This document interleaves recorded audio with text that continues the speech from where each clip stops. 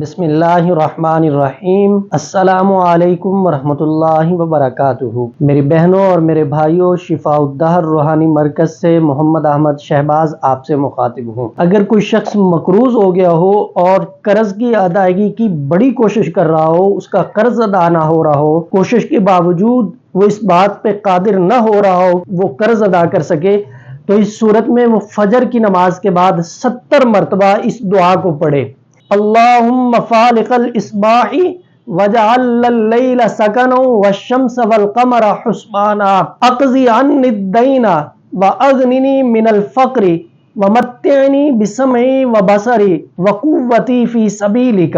فجر کی نماز کے بعد 70 مرتبہ اس کو پڑھنا ہے۔ چند ہی دنوں میں اللہ رب العزت کی ذات فضل فرمائے گی، قرض کی ادائیگی کا بندوبست ہو جائے گا اور مقروض آدمی قرض سے خلاصی پائے گا۔ ادارہ شفاء الدہر الحمدللہ مستند اعمال و وظائف قرآن و سنت کی روشنی میں پیش کر رہا ہے اور انشاءاللہ کرتا رہے گا۔ رہنمائی کی صورت میں دیے گئے واٹس ایپ نمبر پہ رابطہ کر کے رہنمائی حاصل کر سکتے ہیں۔ مفتی محمد احمد شہباز اور ادارہ شفاء الدہر کی ٹیم کو اجازت دیجیے۔ انشاءاللہ اگلی ویڈیو میں نئی گفتگو کے ساتھ ملاقات ہوگی۔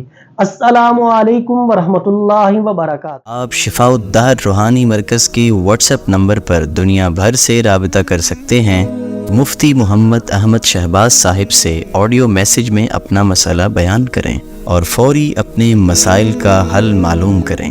ہمارا واٹس ایپ نمبر ہے +92 300 488 386۔